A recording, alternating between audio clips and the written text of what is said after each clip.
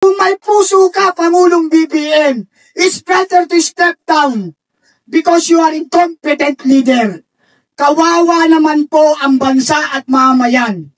Gayahin mo na lamang po ang iyong ama na nung makita niya matindi na ang kaguluhan, nakita niya mga sundalo ng kabila at sundalo ng gobyerno ay magkaagulo at magbabarilan. Nagkaroon siya ng napaka-magandang decision making. Ang umalis at sumama sa mga Amerikano sa Hawaii. Ako po ay isang dating Marcos loyalist, leader, hindi po supporter, leader.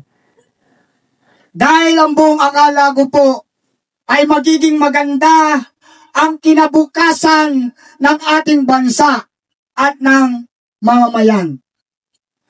Nakakalungkot isipin na noon naikipagtigmaan kami para ipagtanggol ang Pangulong ito. Nataliwas ang nangyayari ngayon. Instead na paunlarin ang ating bansa, ay ugat pa ng pamumulitika. At nasira ang kanyang mga pangako sa amin bilang isang leader. Napakaganda ng aming naririnig sa kanya nung mga panahong kami magkakasama pa. Subalit nang makita ko ang kanyang kaibahang pag-uugali dahil nung nag-unit team, ang laki ng naitulong ni Ma'am Sara BP sa kanyang kandidatura. Nakakalungkot isipin dahil instead na magpangulo si BP Sara Duterte, ay hindi na po ito nangyari dahil sa pakiusap ng mga Marcos na mag-vice president na lang. At dahil nga ako'y Marcos loyalist nung mga panahon na yon, ay sinuportahan ko rin po si Ma'am Sara Duterte na nakita ko na tunay namang naglingkod sa ating bayan. Subalit, nakakalungkot isipin na yung unit team na binuo ni Marcos at ng Duterte ay winasak mismo ni Pangulong Marcos. Doon nagsimula ako mag-isip dahil wala akong nakita sa panunungkulan ni Pangulong Duterte na hindi makatao at hindi makabayan. Ang lahat ng ginawa ng ating dating Pangulong Rodrigo Roa Duterte ay puro pagmamalasakit sa ating inang bayan at sa mamamayan dito. Naramdaman ko ang kanyang pagmamahal sa atin. Kaya't nang makita ko ang naramdaman ko na ibang Marcos na ito, ako'y nag-withdrawal of support at tumalikod sa kanya. Hindi po ako bumaliktad, hindi po ako bumalimbing. Ako po ay nagising sa katotohanan na walang pag-asa ang incompetent leader sa panahon natin ngayon. Saan ka naman nakakita na magaling na Pangulo na tayo ay paiinumin ng tubig baha na sa ganitong kalaking filter na ilalagay sa pantya ng DSWD ay pwede daw nating inumin. Grabe. Nakakalungkot isipin. Puro pamumulitika ang kanilang ginagawa sa ating bansa. Na kung tutusin, mayaman ang bansang Pilipinas dahil ito ay nasa Biblia. Itong bansang Pilipinas ang tinaguringang lupang pinangako. The promised land is the Philippines. Subalit dahil sa mga super kurakot, super buwaboy na mga politiko, naghihirap ang ating bansa habang sila'y yumayaman at patuloy na nagpapayaman. Yan ba ang tamang tawaging public servant? Yan ba ang ating mga politiko na magpapaunlad ng ating bansa na sila pa ang nagnanakaw ng ating mga yaman? Tingnan nyo ang nangyayari ngayon.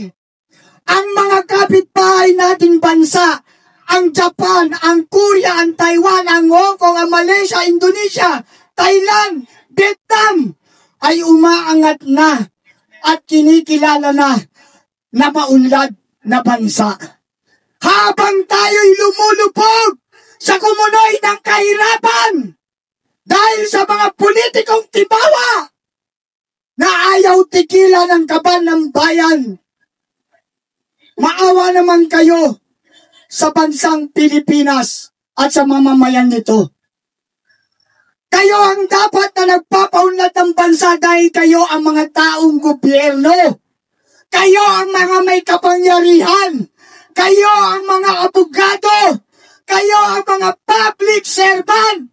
Subalit ano ang ginawa nyo sa bansang Pilipinas? Isang malaking kahihiyan. Mga punyeta! Ako, hindi ako marahas na tao. OFW ako. Bago ako lumabas ng bansa, katakot-takot na screening, katakot-takot na NBI, police clearance, kung ano-anong college yan. Bago kami makalis ng bansa. Kung may kaso ka, hindi ka makakalabas kahit barangay lang ang kaso mo. I mean to say, I am law-abiding citizen. Hindi po kami mga gumagawa ng kaguluhan. Kaya nga po, correction, itong nagaganap sa gabing ito ay hindi po traditional rally ng mga makakaliwa. Ito po ay rally o panawagan at pag-iusap sa gobyernong sobra-sobra gumagnakaw. Sana naman, maisip nyo na paunlarin ang bansang Pilipinas. Hindi lamang ang inyong mga pamilya. Hindi lamang ang inyong mga luxury life ang iniintindi nyo. Intindihin nyo naman sana ang bansa at ang mamamayan nito na sobra-sobra ng kahirapan. Tama na ang pamumulitika. Pansinin nyo ang kuryente. Dahil sa sobrang pamumulitika ninyo, hindi nyo na naiisip gampanan ang mga trabaho nyo. Hindi na kayo nakakaisip ng gumawa ng batas sa ikaunlad ng Pilipinas at ng mamamayan dito. Bagkos tirahan kayo ng tirahan, banatan kayo ng banatan, habang ang bansa natin ay nalulugmok na sa tubig baha. Habang ang bansa natin niyayanig na ng Panginoon upang gisingin ang mga puso niyong mga politiko na sobra-sobra nang nangungurakot. Kaya nga ang tawag ko sa inyo, mga buwaboy. Bakit buwaboy? Buwaya sa kapal ng balat at baboy kung lumabon ng pondo ng bayan. Kayo po ay mga tunay na buwaboy. Hindi po kayo mga public servant.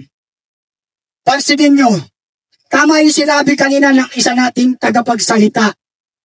Bakit nalagay sa ombudsman itong seremonya na hindi naman siya qualified? Dahil unang-una kung siya mismo ay mayroong kaso. Pangalawa, ang anak na mismo ay mayroon ding kaso. Pero bakit ito ang inilagay sa ombudsman? At bawal din po naman na maglagay ka sa isang pwesto na merong kasalukuyang pwesto sa DOJ. Binakante mo ang DOJ, pumunta ka sa ombudsman. What is the heck? Ano ibig sabihin yan? Paano na yung mga may kaso doon na sinampahan previously na mga kaalyado nila? Split second, kaya na nila burahin yun. At wala nang makukuha mustisya ang mga nagsampa ng kaso doon. Dahil manipulated na po. Ganyan po karumi ang gobyerno natin ngayon. Kaya kami ngayon narito, hindi upang pabagsakin ang gobyerno. Correction, hindi po para pabagsakin, kundi para ipanawagan at ipakiusap na kung maaari, kung may puso ka, Pangulong BBM, it's better to step down because you are incompetent leader. Kawawa naman po ang bansa at mamayan. Gayahin mo na lamang po ang iyong ama na nung makita niya matindi na ang kaguluhan, nakita niya mga sundalo ng kabila at sundalo ng gobyerno ay magkaagulo at magbabarilan. Nagkaroon siya ng napaka-magandang decision making. Ang umalis at sumama sa mga Amerikano sa Hawaii. Dahil po ayaw niyang dumanak ang dugo ng Pinoy sa Pinoy. Ayaw niyang makita na ang mga Pilipino ay nagpapatayan sa kanyang harapan. Aanoy niya ang pesto kung ang mga mamamayan naman ay isa-isa nang namamatay. Kaya nagdesisyon siyang umalis na at naging mapayapa ang lahat.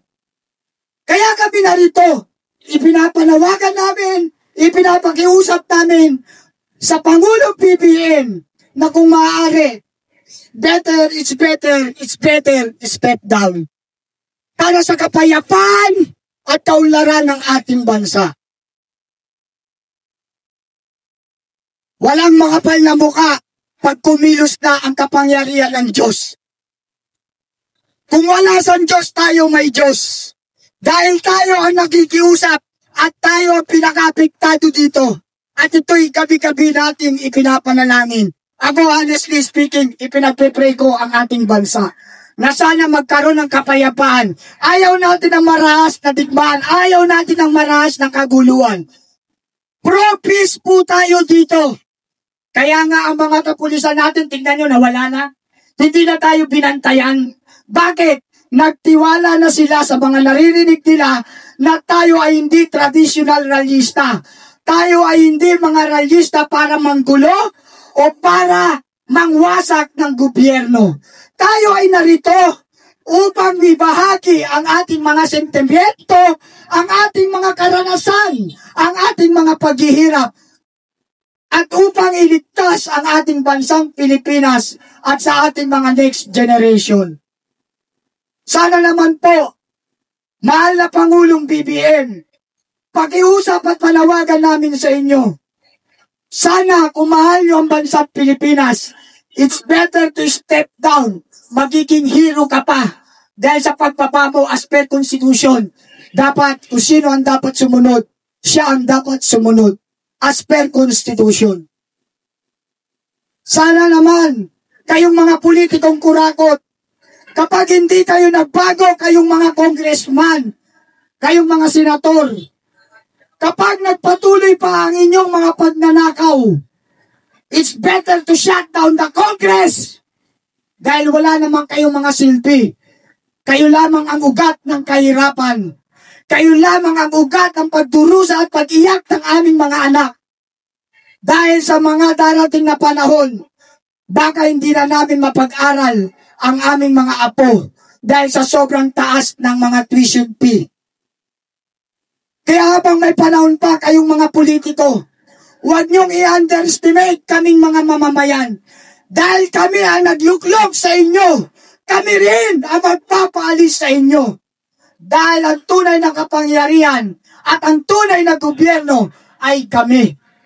Kami. Nabuhay ang bansang Pilipinas na walang mga senador, walang congressman, walang presidente. Noong panahon ng panahon. Wala. Pero nabuhay ang Pilipinas. Kaya kung kayo rin lang naman mga congressman, hindi lahat ng congressman, hindi lahat ng senador ay masama. Meron dyan ilan-ilan na magagaling at matatalino at ginagampanan ang kanilang pagiging politician. Naglilingkod ng tama. Subalit ang masama, kulang na kulang sila sa numero. Kapag sila hindi umayon sa mga tarantadong politiko, pagkakaisahan sila at i-demoralize at sisirain ang pagkatao hanggang sa matanggal ito. Ganun po ang laro ng politika sa atin, napakarumi. Tignan nyo si Congressman Kiko Barsaga. Isang bagong congressman, batang-bata. Subalit meron siyang pagmamahal sa ating bansa. May pagmamalasakit. Ano ngayon ang ginagawa nila? Sinisilipan nila ng butas para matanggal ito. O para tanggalin ito. Kapag ikaw ay nasa tama at umaayon sa katuwiran, kalaban ka ng mga tarantadong kurakot na politiko. Subalit kapag ikaw ay tumulad sa kanila na magnanakaw, magkakasundo-sundo kayo at mananatili kang congressman or senador. Ganyan po karumi ang laro ng politika. Kaya nga tayong mga simpleng mamamayan ay magkaisa na, manawagan at makiusap sa gobyernong ito na tama na po, sobra na.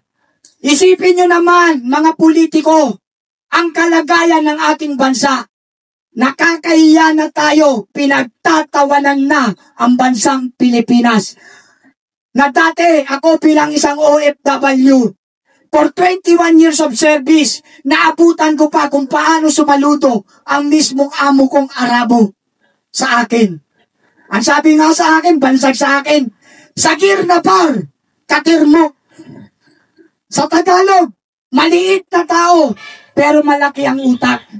Ganyan ganyan ka-respeto ang mga Pilipino sa labas ng bansa.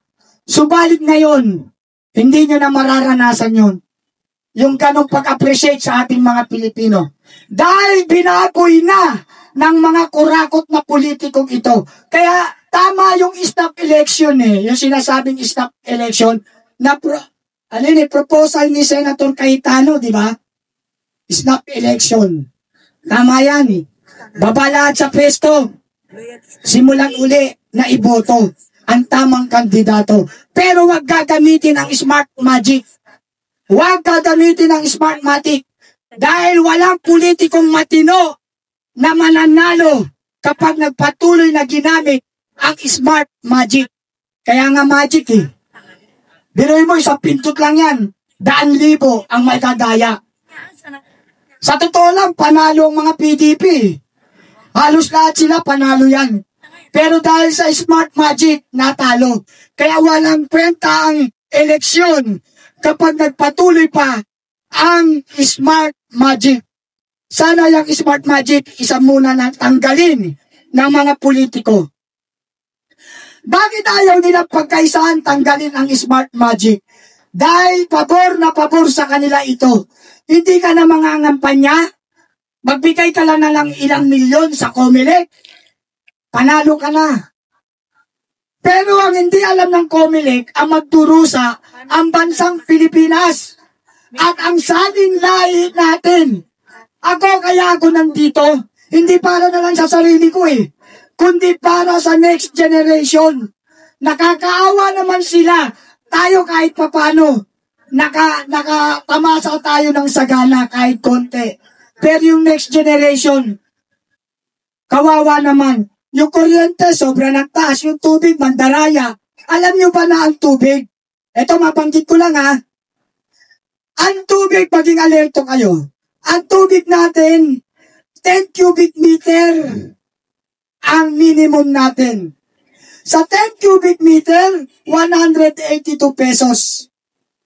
Ang tanong ito, pag yung 10 cubic meter na minimum ay natipid mo, halimbawa nakakonsumo ka lang ng 5 cubic meter, may 5 cubic meter kang natipid, pero hindi magbabago ang minimum. Tandaan nyo yan, pansinin nyo sa mga resibo nyo yan. Maging alerto kayo kung paano tayo dinadaya ng mga oligarko. Pero, pagdating ng 11 cubic meter, 1 cubic meter lang ang sinobra natin. Magta-times 2 po. Yung 182, times 2 mo yan, magiging 300 plus. Tignan nyo katarantaduhan. Inaalaw ng mga politiko natin yung ganyang panggugulang, pandaraya sa ating mga mamayan. Yan ay isang dahilan kung bakit ako nandito. Dahil puro kaletsyan na ang nangyayari sa ating gobyerno. Wala na pong pagpapaunlad sa buhay nating mga mahihirap. Tayo ay magpapatuloy na lang na mahirap, mahirap at mahirap. Hanggat hindi naaalis ang mga buwaboy sa gobyerno, lalong-lalo na ang incompetent leader na BBM, wala po tayong tatamasahin pagpapago sa bansang Pilipinas. Mahalin natin ang Pilipinas dahil ito ang ating bansa o bayang sinilangan. Kaya sana kayong mga nanonood dyan sa live nyo, pag-iusap lang at panawagan din sa inyo. Magbahagi kayo ng inyong mga sentimento. Dahil walang magtutulungan dito, kundi tayong mga tunay na apektado. Habang sila, 40 pieces na car, luxury car, habang sila may 6 na eroplano o helicopter, tayo lumalangoy sa baha. Kaya kung hindi tayo kikibo, kung hindi tayo magsasalita, sino pa ang aasahan ng bayang Pilipinas? At kung hindi tayo magsisimula ngayon, kailan pa magkakaroon ng isang tunay na pagbabago sa antas ng pamumuhay nating mga mamayang Pilipino? Kaya sana, sa gabing ito, sana magkaisa tayo, manalangin tayo, na hipuin ang puso ng ating Pangulong BBM, na kusa na siyang bumaba para maiwasan ang isang matinding kaduluhan. Bumaba na lamang sa pwesto, ipalit ang dapat na ipwesto. Yan po ang aking pakiusap. Bukas po, magkita-kita tayo. Dito pa ang meet-up. Magkita-kita tayo dito at sama-sama tayong pupunta sa bahay ng pinakabuhaboy para iparinig ang ating hinaing at sentimento upang iparinig na tama na, sobra na. Yan pa nga isang nakakapagtaka no? Mayayaman na sila, over property na sila, pero hindi pa rin tumitigil. Takbo pa rin ang takbo ng takbo, kandidato ng kandidato. Ayaw na bigyan ng pagkakataon ang mga bago. May bagong papasok, tatayain pa. Hindi lalabanan ng parehas dahil ayaw nilang tumigil sa kakabuhaboy. Pag mayaman ka na, tama na, tigil na, baba ka na. Ibigay mo naman sa bago, maraming gagawa niyan. Yung kinagawa mong pagnanakaw, sobra na, tama ka na. Ibigay mo naman sa walang alam. Yung sa tunay na magsiservisyo para sa gobyerno at para sa tao. Yung ang puso ay may takot sa Diyos. Yan ang tunay na politician. Why politician called public servant? Tinawag kayong public servant, hindi para kayo paglingkuran. Tinawag kayong public servant para paglingkuran nyo kami. Kami na ang tunay na nag-alal sa inyo. Pero tulad nga ng sabi ko kanina, dapat abolish ang smart magic para magkaroon ng patas na labanan. Kung maaari, balik to manual. Para the real essence of voting, the real essence of election ay maramdaman natin. Ngayon wala. Magugulat ka na lang yung nanalo, pinakaayaw mo pa. Kaya sana bukas, magkita-kita tayo rito. Mahalin natin ang Pilipinas. Thank you, Lord. God bless us all. Maraming salamat, Kuya Ferdinand de los Reyes. Ngayon naman, pakinggan natin ang boses ng isang retirado na lumalaban at nagmamahal sa bayan. Isa sa mga miyembro ng United People's Initiative. Pakinggan po natin ang boses ni retired Captain Ray. Pakinggan po natin ang kanyang talumpati. Wala ba tayong mga kamay dyan? Ano ka? Oh.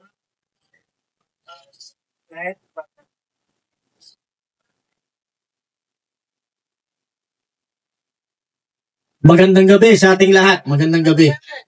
At nagpapasalamat tayo. Ngayon ay ika-11 ng Oktubre. Bukas is 12. So, may i-share lang ako sa inyo. Napaka-importante to. At magandang ma-share nyo sa lahat. Ang United People's Initiative po, tayo po ay tumugon sa panawagan ng unity. Kaya po tayo nandito kasama natin yung ating mga sumusuporta dito. At alam natin, napakamahal ng stage na to. Hindi tayo sanay rito. Nung nakikipaglaban tayo during the pandemic, kaya napahinto natin yung unconstitutional lockdown at saka yung experimental vaccine. Wala namang ganitong stage nun eh. Attorney, walang ganito eh. Nasa kalsada lang kami, natutulog kami sa kalsada eh. 2 buwan kaming natulog sa harap ng Supreme Court, 4 na buwan sa harap ng Senate, at marami tayong naipanalo sa mapayapang pamamaraan. Kasama natin yung nagsalita kanina rito, si Brother Perdi.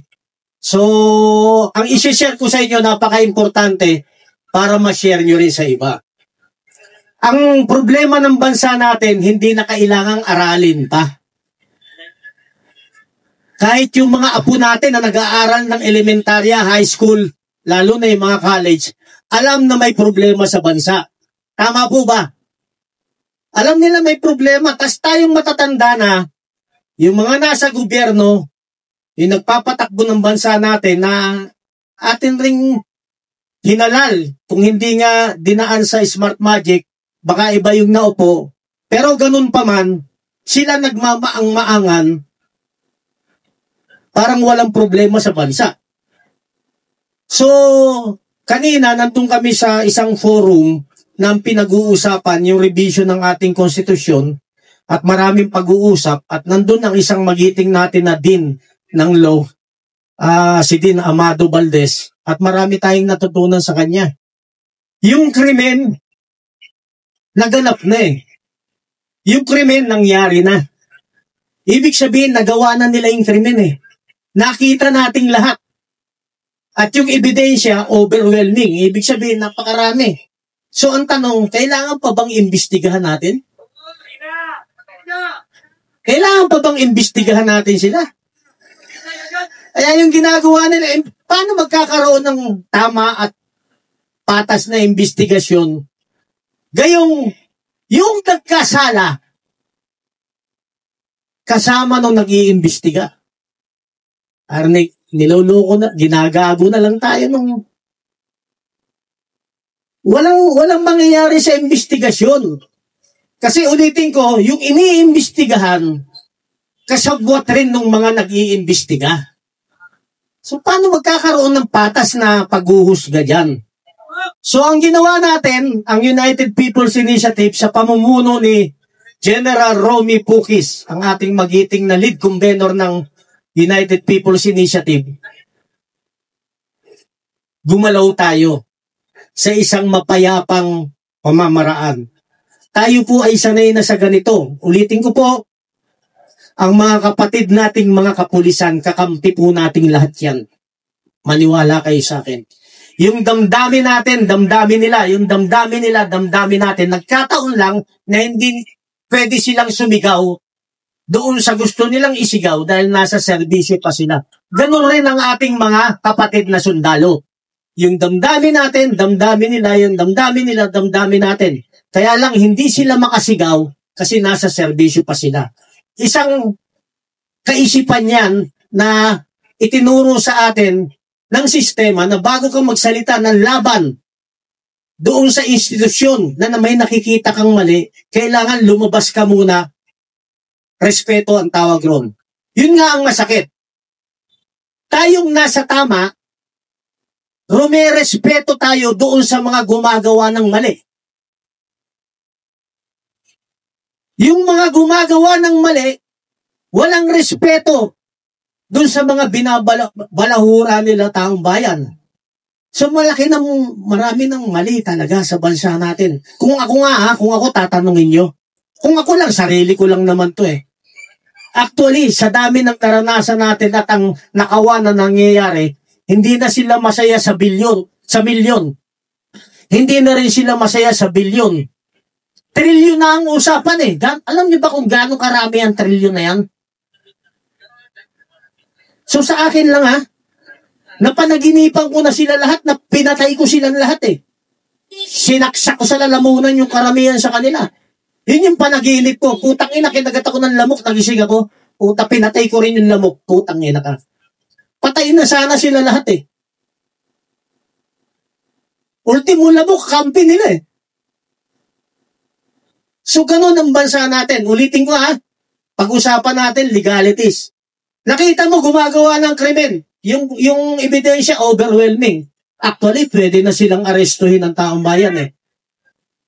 Alam ko, si Brother Placido, pag sinabi kong arestuhin natin, tangay na, mangungunin, aarestuhin na sila eh. Pero napakahirap.